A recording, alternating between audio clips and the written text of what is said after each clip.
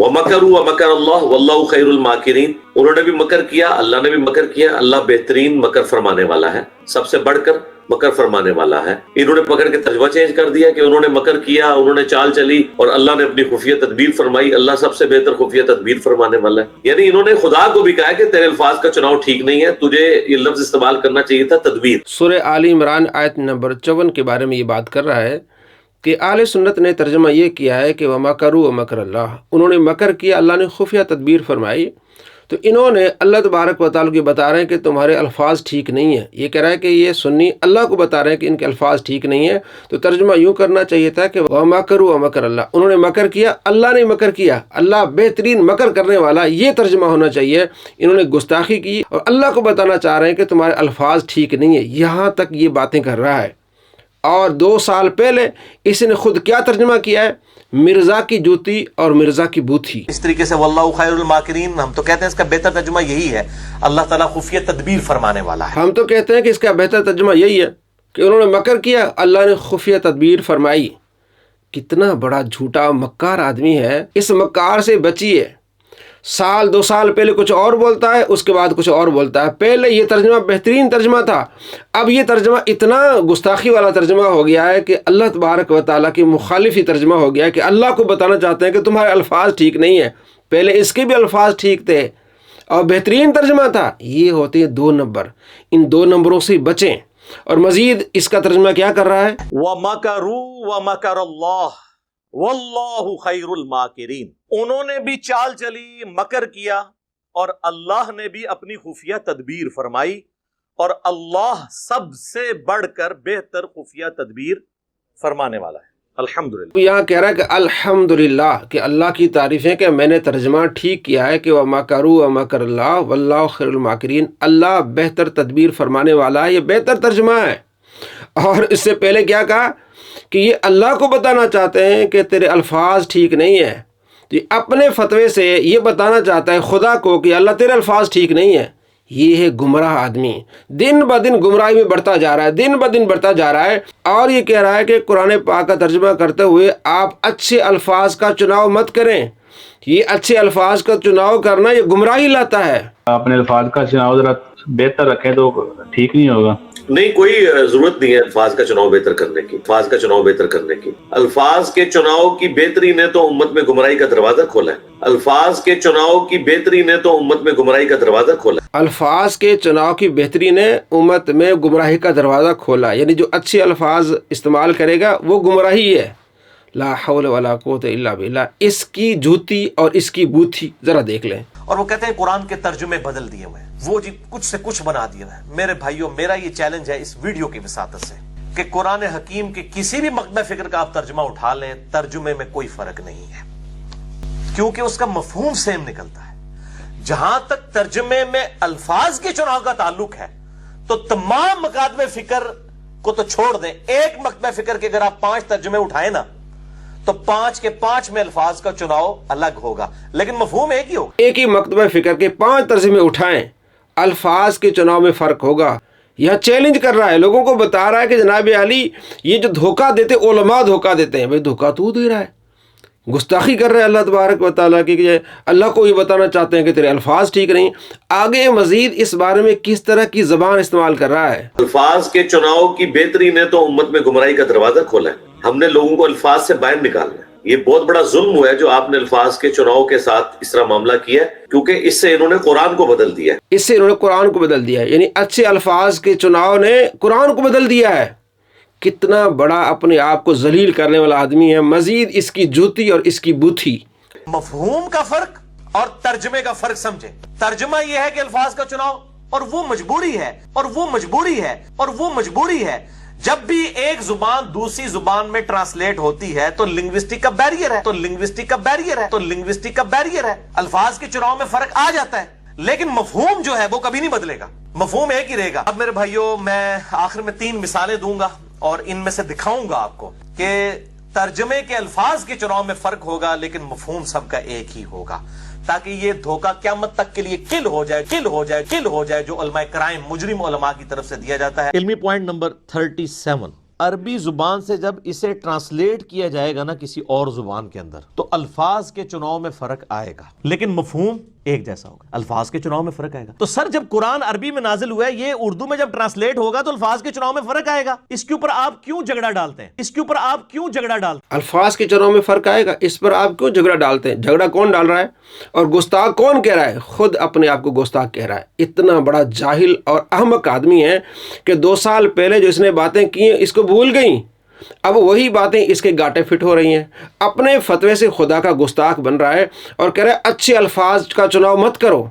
اور عمران خان صاحب کے بارے میں اس نے کیا کہا اور خود اس کا انداز کیا ہے یہ بھی ذرا دیکھ لیں۔ اور سب سے زیادہ مسئلہ خراب ہوا ہے پی ٹی آئی کے آنے کے بعد۔ خان صاحب نے جو اختلاف رائے سکھایا ہے نا، وہ اتنا سخت، انہوں نے کنٹینر کے اوپر جو زبان استعمال کی، ان کی شلواریں گیلی ہو جائیں گی۔ اختلاف رائے تو علی بھائی آپ نے بھی سکھایا ہے، انہوں نے سیاسی اختلاف رائے سکھایا۔ اختلاف رائے کی تو بات ہی نہیں ہو رہی، بات ہو رہی ہے زبان کی، کہ زبان آپ کیا استعمال کر رہے ہیں۔ زبان سخت کا میں بہت حامی ہوں، سخت زبان کے بغیر بات سمجھ نہیں آتی۔ ولگر لینگویج نہیں ہونی چاہیے۔ جب ولگر لینگویج استعمال ہوتی ہے تو پھر لیڈر کے جو ماننے والے ہیں اس سے 4 ہاتھ آگے چلے جاتے ہیں، 4 ہاتھ آگے چلے جاتے ہیں۔ لیڈر کے جو ماننے والے وہ 4 ہاتھ آگے چلے جاتے ہیں، یعنی لیڈر اگر بدتمیز ہوگا تو اس کے ماننے والے مزید بدتمیز ہوں گے۔ ویسا ہی جس طرح یہ کہہ رہا ہے نا، یہ جتنا بدتمیز ہے اس کے ماننے والے اور بدتمیز ہیں۔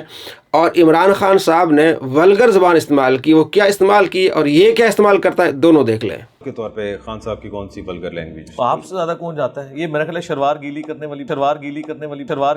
والی بات تو کافی ہے، یہی کافی ہے۔ میں نے اس سے بھی ذرا ایک سخت جملہ ڈھونڈا ہے، لیکن یہ ہے ادبی ہے۔ ہمارا امام وہ ہے جس کی قبر مدینے میں ہے، اور تمہارے امام وہ ہیں کہ جب مرے تھے تو ان کی شلواریں اتار کے انہیں غسل دیا گیا تھا، لیکن یہ ہے ادبی ہے۔ عمران خان نے سیاسی لوگوں کے بارے میں بات کی کہ ان کے شلواریں گھیلی ہو جائیں گے، کہتا ہے یہ ولگر زبان ہے، یعنی بازاری زبان ہے۔ اور اس نے جو بازاری زبان استعمال کی کس کے بارے میں؟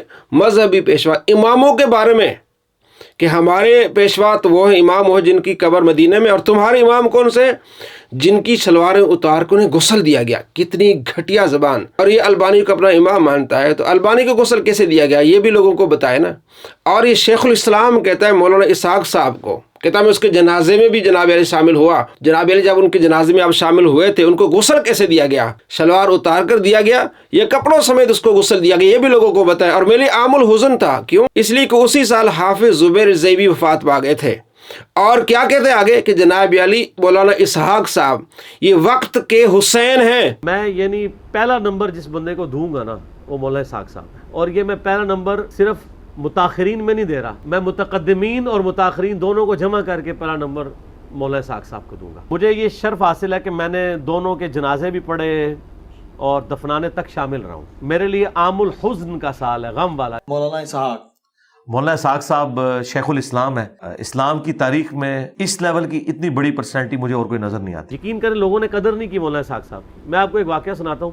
آج دن ہے کہ ہم آج کے دور کے حسین کو یاد کریں۔ میں تو ان کو دور جدید کا حسین سمجھتا ہوں، مولانا اسحاق صاحب کو۔ ایون مولانا اسحاق صاحب جیسے لوگ بھی چشتی رسول اللہ اور اشرف رسول اللہ کی تعویل کرتے تھے، اور قادیانیوں کے معاملے میں وہ اتنے ایکسٹریمسٹ تھے، تو پھر عشق رسول 1 نمبر ہونا چاہیے، 2 نمبر نہیں ہونا چاہیے نا۔ تو یہ میں نے آپ کو ضمناً بات عرض کر دی اس حوالے سے۔ مجھے بتائیں کہ وقت کے حسین کو غسل کیسے دیا گیا، اور وقت کے حسین کے بارے میں کیا کہہ رہا ہے کہ انہوں نے چشتی رسول اللہ کی تعویل کی ہے۔ اب انہیں کہنا کہ آپ کا بھی بنیادی عقیدہ چشتی رسول اللہ، آپ انہیں کہنا کافر۔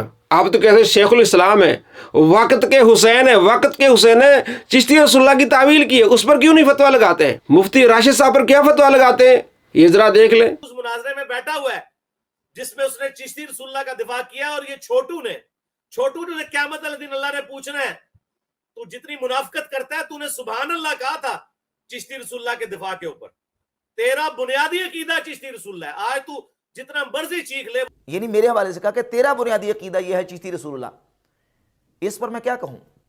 قرآن پاک کی آیت پڑھوں گا، لعنت اللہ علی الکاذبین۔ چھوٹو تو وہاں بیٹھا ہوا تھا، چھوٹو نبی صلی اللہ تعالیٰ علیہ وآلہ وسلم کا فرمان ہے ابو داؤد میں 4875، آپ علیہ السلام فرماتے ہیں کسی کو چھوٹی کہنا، حقیر لفظ استعمال کرنا اتنا خطرناک ہے کہ یہ لفظ سمندر میں ڈالا جائے تو سمندر کو بھی کڑوا کر دے۔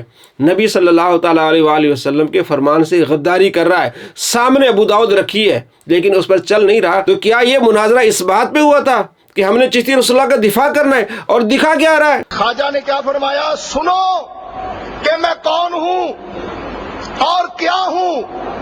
محمد الرسول اللہ صلی اللہ علیہ وسلم کے دربار کے کمینے غلاموں میں سے ایک ہوں۔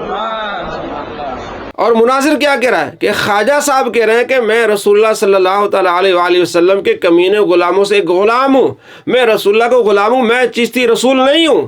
یہ تو اس بات کو ثابت کر رہے ہیں کہ وہ سرکار دو عالم صلی اللہ تعالیٰ علیہ وآلہ وسلم کے امتی اور غلام ہیں، اور یہ جھوٹا آدمی یہ بتا رہا ہے کہ وہ چشتی رسول اللہ کا دفاع کر رہے تھے۔ لا حول ولا قوت الا باللہ، ویڈیو دکھا کے دھوکہ دیتا ہے، اتنا بڑا دھوکے باز ہے، اور کہتا ہے کہ یہ بریلویوں کا بنیادی عقیدہ ہے۔ اسی طریقے سے بریلوی آتے ہیں تو ہم اس کے ساتھ بنیادی عقیدے کے اوپر بات کریں گے، چشتی رسول اللہ پہ۔ جھوٹے پر اللہ کی لعنت۔ آپ کسی بھی سنی سے آپ پوچھ لیں کہ آپ کا کلمہ کیا ہے، وہ کہے گا لا الہ الا محمد رسول اللہ۔ کسی سنی نے آج تک یہ کلمہ نہ پڑھا، نہ اس کو اپنا عقیدہ بنایا، اور اس کے بعد مفتی صاحب کا فتویٰ بھی آ گیا کہ یہ ہمارا عقیدہ نہیں ہے، اور اس نے مسلمانوں پر کفر کا فتویٰ لگایا۔ اللہ کے نبی صلی اللہ تعالیٰ علیہ وآلہ فرماتے ہیں، 6045 نمبر حدیث ہے 6045، کہ جو کسی کو کافر کہے، اگر وہ کافر نہیں ہے کفر اس کی طرف لوٹے گا۔ اس نے کروڑوں مسلمانوں کو کافر کہا کہ ان کا بنیادی عقیدہ چشتی والا ہے۔ ظاہر جس کا عقیدہ چشتی والا مسلمان نہیں ہے تو مسلمانوں کو کافر کہنے والا خود کافر ہوگا، کیونکہ ہمارا عقیدہ ہی نہیں ہے۔ اور یہ اپنے ماننے والوں کو کافر بناتا ہے، خود تو کافر ہوا، اپنے ماننے والوں کو یہی تعلیم دیتا ہے کہ تم جا کے گلیوں میں چشتی رسول اللہ سے پوچھو کہ تمہارا عقیدہ چشتی رسول اللہ ہے، اور نبی کو گالی دو، نعوذ باللہ من ذالک۔ چلو پیسے لے لو، تینوں ہور پیسے دینا میں، جن تسی کہو، اپنے نبی نو ایک گال کٹ دو۔ میں اکثر یہ بات کرتا ہوں کہ آپ دنیا میں کسی گناہگار سے گناہگار شخص کو جو کلمہ پڑھنے والا ہو، اس کے سامنے آپ 1 ارب روپیہ بھی رکھ دیں اور کہیں گے 1 ارب لے لو، اور وہ غریب ہو، فاقہ کش ہو، ایک دفعہ نبی علیہ السلام کو گالی دے دو، کبھی نہیں دے گا۔ چلو پیسے لے لو، تینوں ہور پیسے دینا میں، جن تسی کہو، اپنے نبی نو ایک گال کٹ دو۔ کتنا بڑا خناس لڑکا یہ ہے، اور اس کو تعلیم کون دے رہا ہے؟ مرزا جیلمی۔ 1 ارب بھی دو گے گالی نہیں دے گے، یہ جا کے گلی چوراہوں میں اور دکانوں میں لوگوں کو کہہ رہا ہے کہ جناب علی گالی دو، ہم تمہیں پیسے دیں گے۔ کہ یہ کافر نہیں ہوا؟ تعلیم دینے والا بھی کافر، اور اس طرح کی تعلیم آگے پہنچانے والے بھی کافر۔ اور اس ویڈیو پر 66,000 ویوز تھے، اور نیچے کمنٹس تھے سارے مرزا کے چیلوں کے، جو اس کے چینل چلاتے ہیں، سب اس کو اپریشیٹ کر رہے تھے، اس کی تعریف کر رہے تھے، بہت اچھا کر رہے ہو۔ جو نبی صلی اللہ تعالیٰ علیہ وآلہ وسلم کو گالی دلوائے، لوگوں کا تم گالی دو تمہیں پیسے دیتے ہیں، وہ تو ہوئے کافر۔ تو تعریف کرنے والے کافر ہوئے کہ نہیں ہوئے؟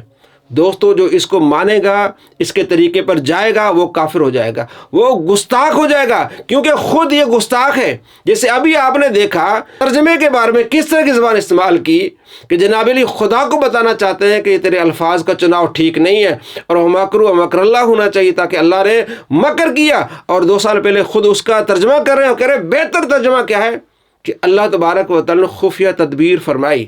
تو اس کی جوتی اور اس کی بوتھی ہم آپ کو اس کی ویڈیو سے دکھا رہے ہیں کہ کتنا بڑا جھوٹا مکار آدمی ہے۔ اس مکار سے اپنے ایمان کو بچائیے، اور لوگوں کو بتائیے کہ اس صدی کا سب سے بڑا مکار جھوٹا اور اپنی ویڈیو سے کافر ہوتا ہے اور گستاخ بنتا ہے۔ ایسے گستاخوں سے اپنے ایمان کو بچائیے اور اپنے دوستوں کے ایمان کو بچائیے۔